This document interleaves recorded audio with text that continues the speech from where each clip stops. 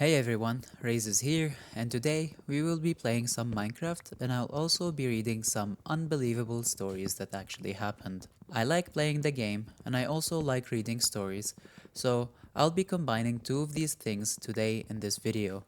All of the stories I'll be covering today are 100% real, even if they don't sound like it, and if you're trying to sleep, study, or just here to relax with some Minecraft gameplay and stories, then you're in the right spot. If you enjoy this kind of content, feel free to like the video and subscribe. And with that being said, get comfortable, get cozy, and let's begin. Growing up, Pauline Darkin always felt like there was something strange about her family. She couldn't explain it at that time, but it was just a feeling. But years later, she would understand that she was completely right. In 1970, when Pauline was just 5 years old, her parents Ruth and Warren separated. This didn't shock Pauline very much. Her father was a very heavy drinker and could be violent, so the split made sense. After the separation, Pauline, her mother, and her brother moved into a house on the other side of the Vancouver, Canada. Not long after the move, Pauline noticed that her mother had become extremely anxious. She was nervous all the time, but Pauline didn't know why. When Pauline was 9 years old, her mother told her and her brother that they would go on a vacation to Winnipeg, which was about 1,000 miles away. They packed up the car and drove there together. When they arrived, they went inside the house they would be staying in, and that's when Pauline's mother told them the truth. They were not going back to Vancouver. Pauline and her brother were confused and upset. Their father was still back in Vancouver and they wanted to see him, but their mother has told them that this was the way it had to be. She said she would explain everything when they are older. So Pauline and her brother started a new life in Winnipeg. Over the next few years, Pauline never saw her father.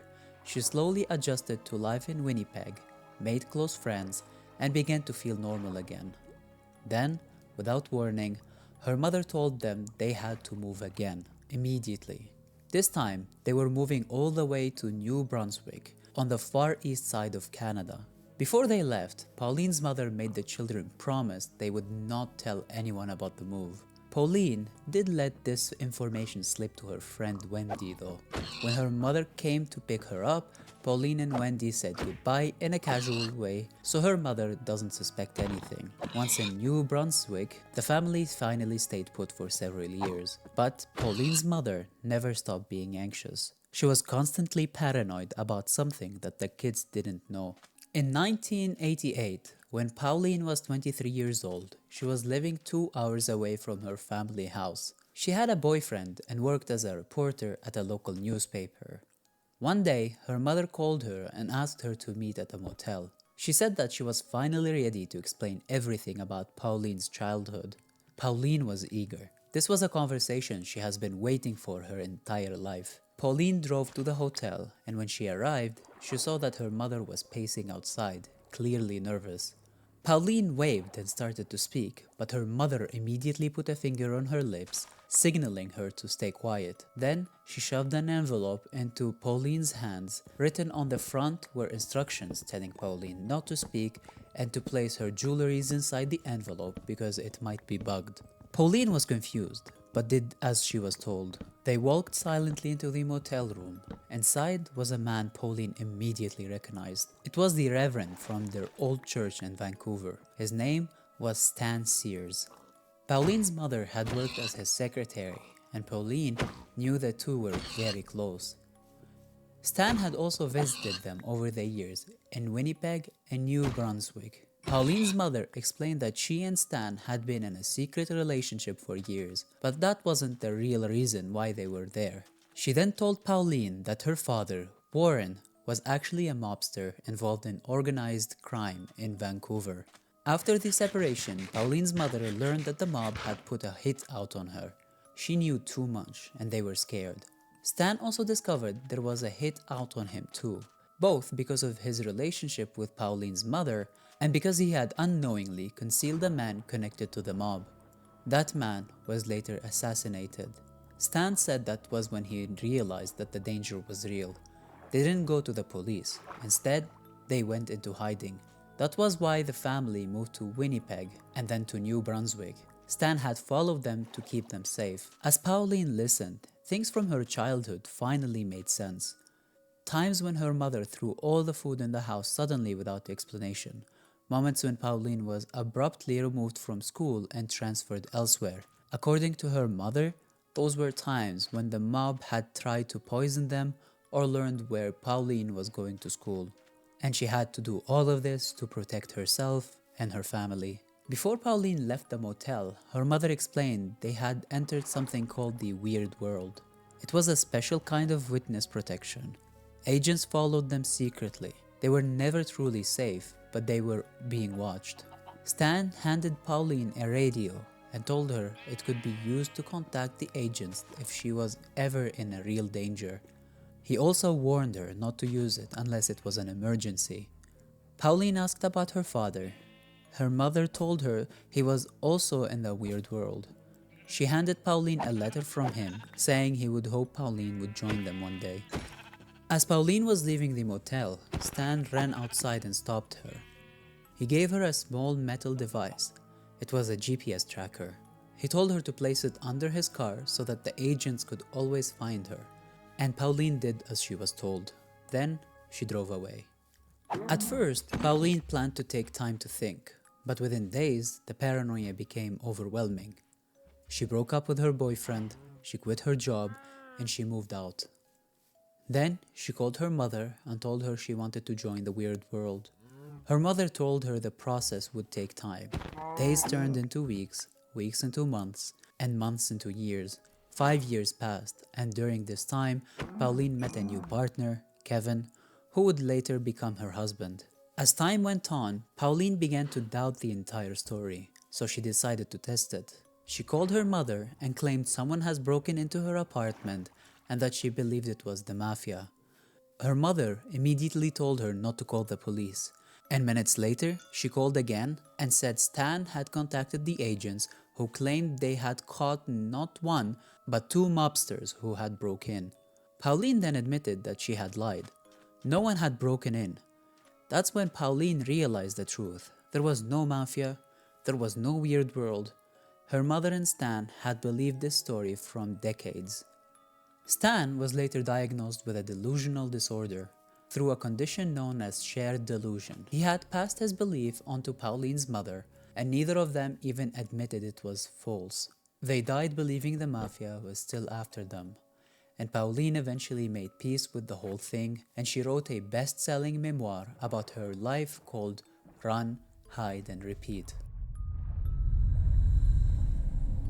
On the afternoon of April 10, 2018, 16-year-old Kyle Plush finished classes at Seven Hills High School in Cincinnati, Ohio.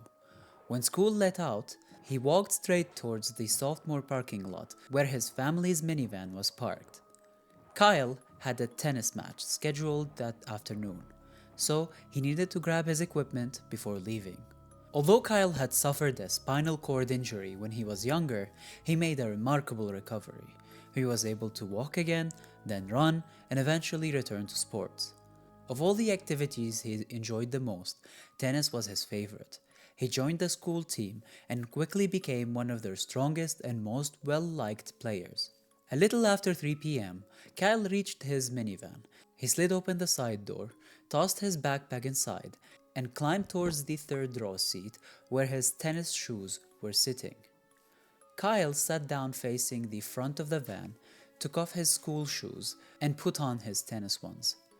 Then he got onto his knees, turned around so he was facing the back of the vehicle, and leaned forward into the truck area to grab the bag that held his tennis racket. That's when the third-row seat suddenly shifted. The seat flipped backwards, dumping Kyle headfirst into the truck, but his entire body didn't fall through. His upper half dropped down while the seat came forward and pinned his chest against the back hatch of the van. Kyle was now trapped upside down. His hands were free inside the truck, but they were too low to push himself out. The seat that had collapsed onto him was locked into place. Every time he tried to push up, the seat moved with him. Every time he sank down, it followed. There was no way around it. There was no interior handle on the back hatch, there was nothing he could grab to open it, and even if the seat had been stationary, the cap was too small for a person to squeeze through. The most dangerous part was the weight. The third row seat weighed close to 100 pounds, and it was pressing directly into Kyle's chest. To take a breath, Kyle had to push upward against the weight. If he relaxed too much, the pressure increased. If he couldn't keep his chest expanded, the seat would crush in. Kyle realized he had to get help.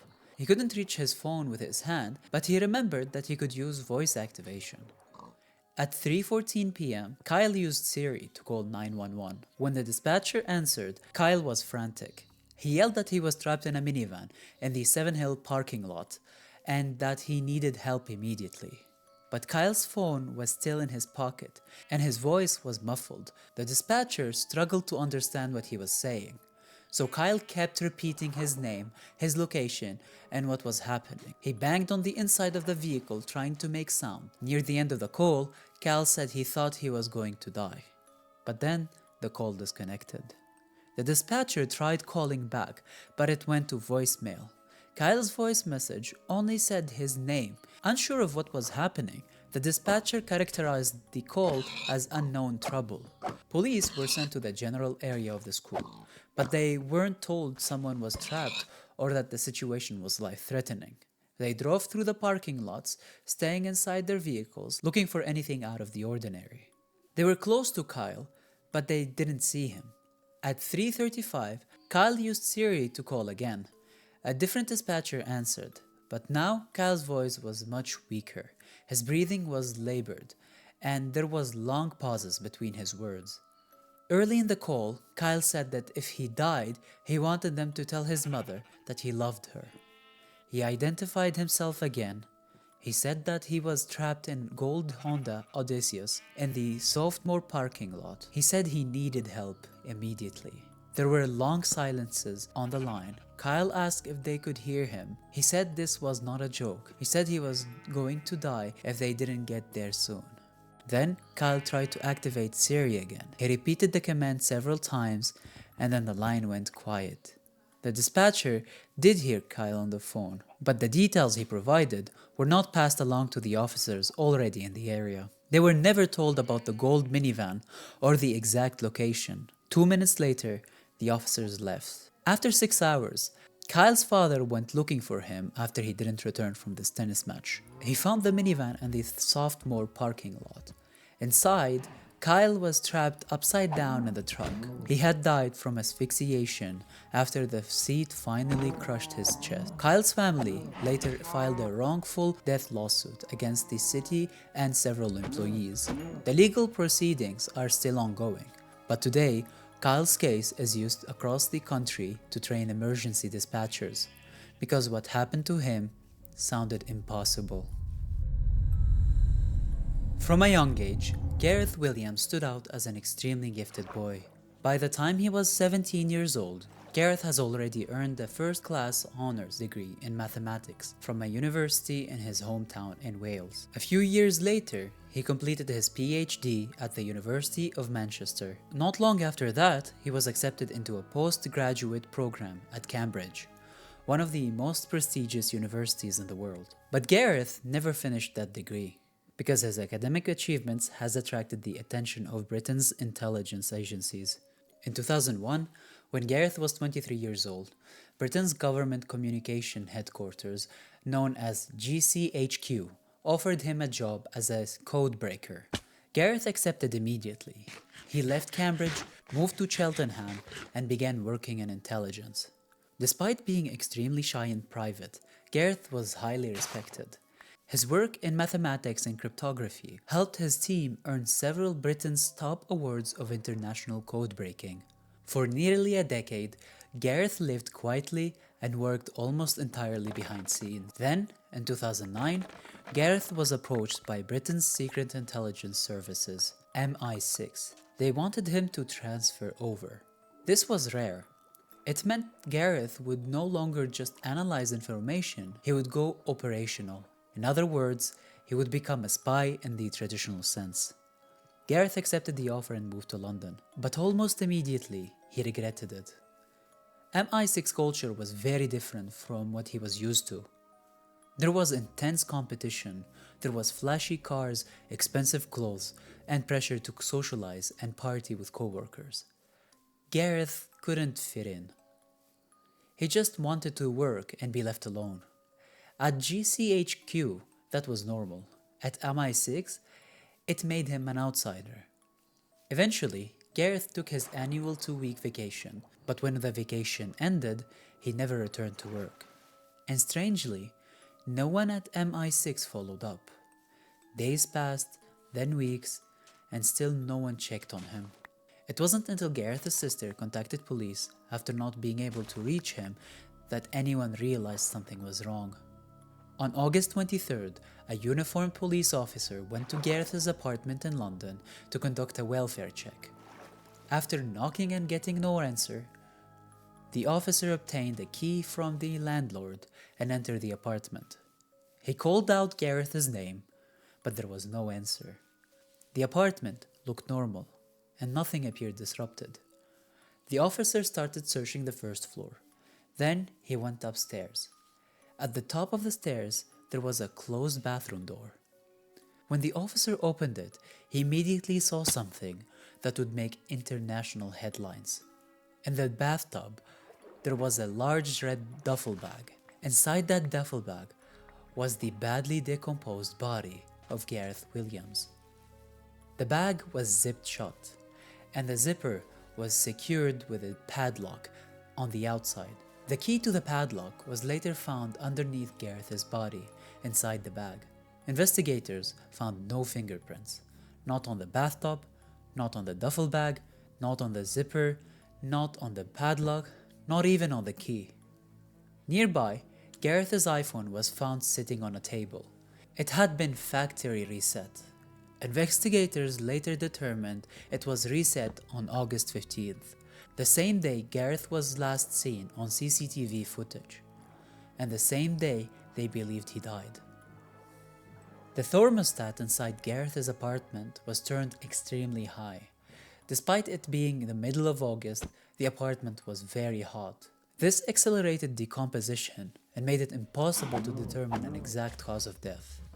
The coroner found no injuries on Gareth's body, no signs of struggle, no drugs, and no alcohol. Despite a long investigation, police were unable to determine what actually happened. Several theories emerged. One theory suggested that Gareth had been killed by the Russian mafia. At the time of his death, he had reportedly been working on cases involving money laundering tied to the Russian criminal organizations. Another theory pointed to MI6. Some believed the agency may have been involved, or at least attempted to cover something up, which would explain why no one checked on Gareth when he failed to return from vacation. A former MI6 agent later stated publicly that it appeared someone had entered Gareth's apartment before the police and wiped it clean of forensics evidence. The final theory was that Gareth had died accidentally. Investigators discovered that Gareth had visited bondage websites and on at least one occasion had called out his landlord for help after tying his wrist to his bed frame and being unable to free himself. However, this explanation raised serious problems. Two experts involved in this investigation attempted to recreate the scenario. Using a duffel bag of the same size, they tried over 400 times to climb inside and lock the bag from the outside, but they failed. And even if Gareth had somehow managed to do it, investigators could not explain how he did so without leaving fingerprints, especially since he was not wearing gloves when he was found. Despite all of these unanswered questions, Gareth Willams' death was officially ruled probably an accident, and this case was closed 3 years later. To this day, no one knows how Gareth Willams ended up inside that bag, and no one has been able to explain how a man that intelligent could die in a way that still defies logic.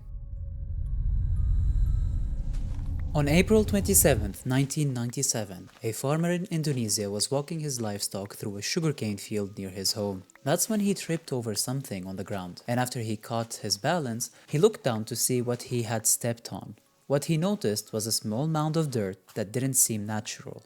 It looked out of place compared to the rest of the field. So the farmer was curious about it, and since the land didn't belong to him, he decided not to disturb it. Instead, he returned to his village and told the villager leader about the strange pile of dirt and suggested that they take a look at it.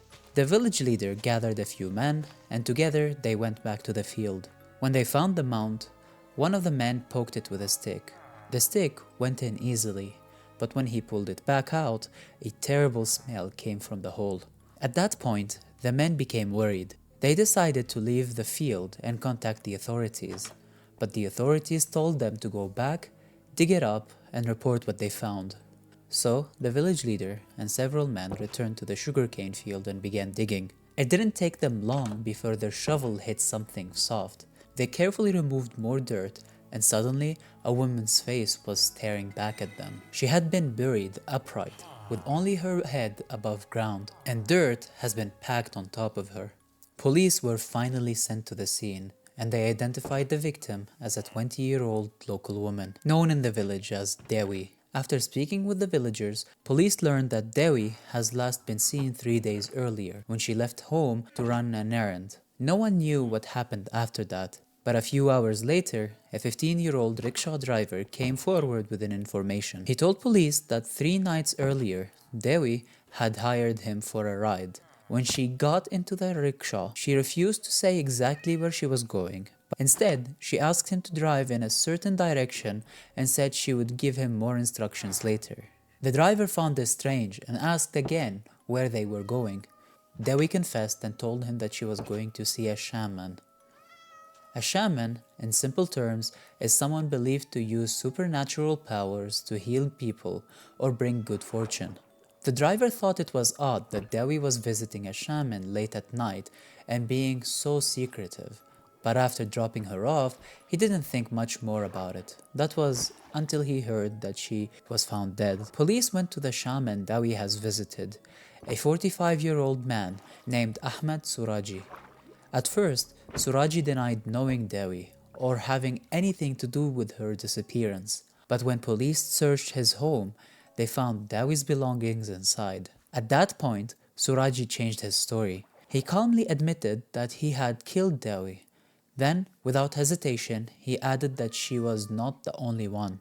Suraji told police he had killed dozens of women the same way and buried them in that sugarcane field. And when police returned to that field and began searching, they found mound after mound of dirt. Under each one was a woman buried upright. By the end of the excavation, authorities believed they had recovered the remains of at least 42 women, though they suspected the real number could be higher. During his trial, Suraji explained why he did it.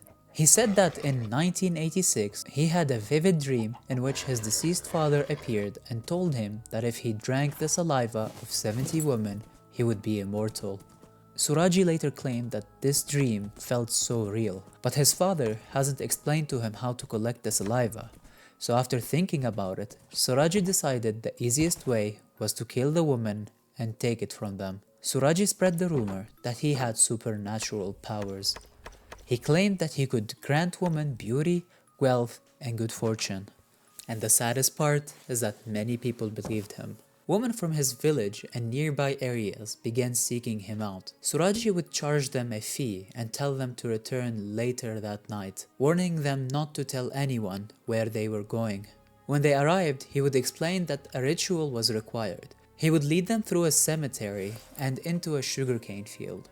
Once there, he would stop, hand the woman a shovel, and tell her to dig a hole as part of the ritual.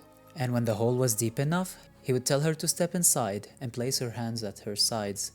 If she hesitated, he reassured her that this was a normal and safe procedure. Once she was inside, Suraji would fill the hole back in, trapping her in place, and then afterwards, he would kill her. He explained that after, he would bury the body deeper, leaving the head above ground and facing his house. He believed this gave him more power. When asked about Dewi specifically, Suraji said that she became frightened before leaving the house. So to calm her down, he asked his wife for help. His wife, unaware of his crimes, reassured Dewi and even accompanied them part of the way. But sadly, only Suraji would return. And in 2008, Ahmed Suraji was executed by firing squad, and his wife was sentenced to life in prison. In 1956, the Andrea Doria was considered one of the most impressive ships in the world. It was a luxury Italian ocean liner and was known for being large, fast, and extremely safe. But those qualities would not be what this ship became famous for. Because on July 25th of that year, the Andrea Doria was traveling towards the east coast of United States when it entered an area of very heavy fog. Following standard protocol, the captain slowed down the ship and activated the foghorn to alert nearby vessels. Around the same time, another ship entered the fog. This ship was a Swedish ocean liner called the Stockholm. The crew of the Stockholm was unaware of the Andrea Doria's exact location. Both ships were using radar, but unfortunately, both crews misinterpreted what they were seeing. Because of this, neither ships attempted to communicate with each other and were unknowingly moving closer together. When the two ships finally saw each other, it was already too late. A collision was unavoidable. At 11:10 p.m., the bow of the Stockholm slammed directly into the side of the Andrea Doria, and the impact was massive. The Stockholm's bow cut more than 40 feet into the side of the Andrea Doria before pulling back out. The collision killed 46 people aboard the Andrea Doria and 5 people aboard the Stockholm. News of the crash spread quickly around the world. In the United States, ABC News sent a correspondent named Edward Morgan to report on the disaster.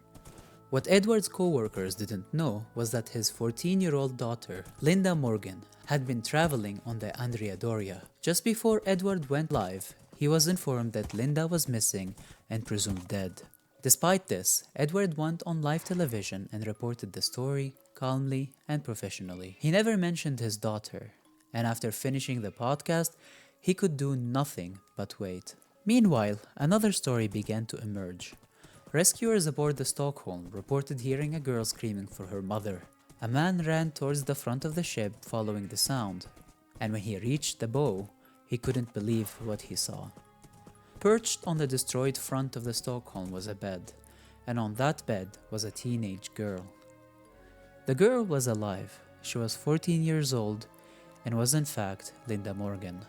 Investigators later determined what happened. When the Stockholm crashed into the Andrea Doria, its bow tore through several cabins. One of those cabins contained Linda's bed. The force of the impact lifted the bed up and dragged it into the Stockholm.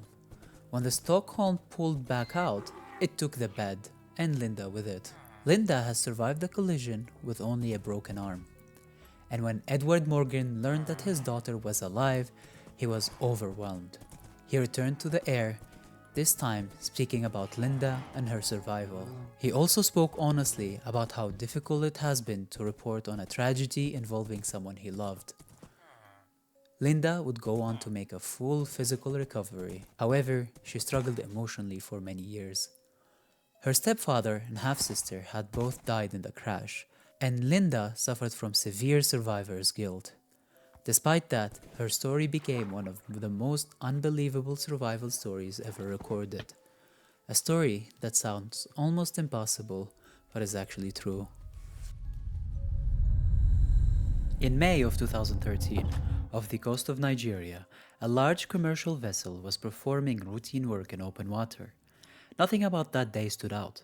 The sea was calm, the weather was stable, and the crew has done this exact operation many times before. And because of that, no one on board expected anything to go wrong.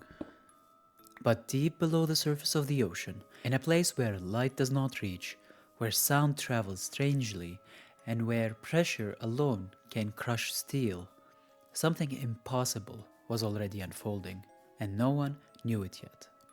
The ship was a tugboat supporting an oil operation, and among its crew was a man named Harrison. Harrison was not a diver. He wasn't a scientist. He wasn't trained for extreme survival. He was simply a cook. His job was really simple: preparing meals, keeping morals up, and making long days at the sea feel normal. On that morning, Harrison finished his work early and went below deck to use the restroom. It was a routine decision, the kind people make without thinking. But little did he know, it was the last normal decision he would make for nearly 3 days. Because without a warning, the ship suddenly lost stability. There was no loud explosion, no dramatic impact, just a violent, confusing shift. Like the ocean itself had grabbed the vessel and twisted it. Within seconds, the ship capsized. Water rushed in, lights went out, and the world Harrison knew disappeared instantly. Harrison was thrown into darkness. Freezing water slammed into the compartment. The force knocked him off of his feet, disoriented him, and dragged him violently through the space. He didn't know which way was up. He didn't know how far the water would rise. All he knew was that if he doesn't move now, he would drown. Somehow, through instinct more than logic, Harrison forced himself upward. His hands found metal, his feet found resistance, and just as his lungs began to burn, his head broke the surface. He gasped. Air. Not much, but enough. Harrison had found himself inside a small pocket of trapped air. The ship has flipped upside down, and part of the hull had formed a bubble where water couldn't fully reach. It wasn't safe, it wasn't stable, but it was alive. At first, Harrison believed rescue would come quickly. After all, ships don't just vanish. Someone would notice, someone would search, so he waited. Minutes passed, and then hours, and the water around him was chest high, ice cold, and slowly rising. The air smelled of fuel, rust, and salt, and the darkness was absolute. As time went on, the reality began to sink in. The ship was no longer on the surface, it was sinking, and not just a little. The vessel eventually settled on the ocean floor, over 30 meters down. At this depth, the pressure outside the ship was immense. Any small structural failure would mean instant death. Harrison did not know the numbers. He just knew that the cold was worsening, his muscles were stiffening, and his breathing was becoming shallow. He was standing in darkness, in a space no human was meant to survive in.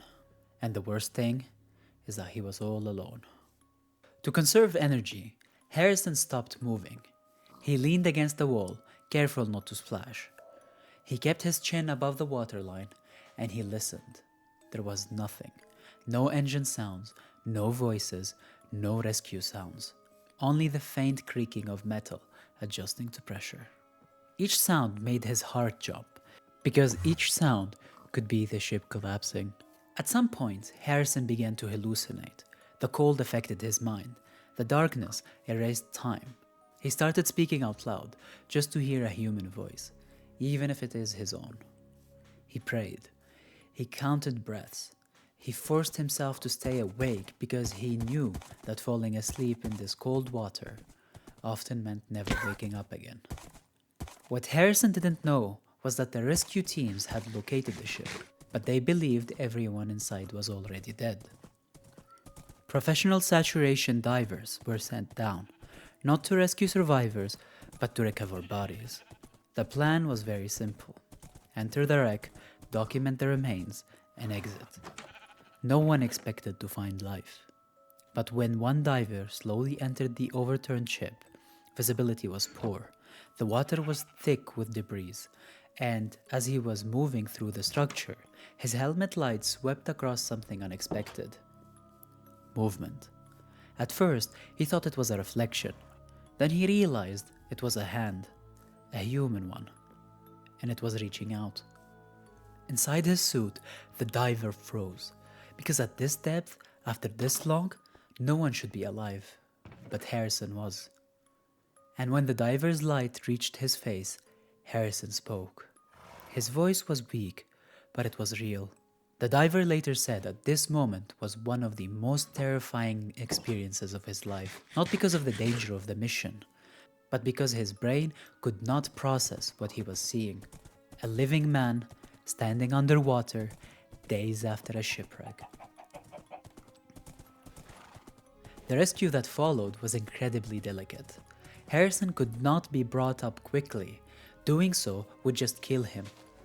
Instead, he had to be placed in a pressurized chamber and slowly decompressed over several days, allowing his body to adjust back to the surface conditions. Throughout the process, Harrison remained calm, exhausted, but thankfully alive. When he finally returned to the surface, doctors were stunned. Aside from dehydration, mild hypothermia, and exhaustion, Harris was relatively stable. He had survived over 60 hours trapped underwater, in darkness, in freezing conditions, and with no guarantee anyone would come for him. Today, Harrison's survival story is considered one of the most unlikely underwater rescues recorded in history. A story that sounds almost impossible, that defies expectations, and reminds us that sometimes, against all odds, life finds a way to continue, even in places where it shouldn't exist at all. So that's it for today, guys. Those were the 6 stories that sound unbelievable but are actually true. If you made it this far into the video, I really appreciate you for watching, and if you enjoyed it, feel free to leave a like and subscribe. And if you want more stories like these, you can click right here to check out another video, and I'll see you soon next time.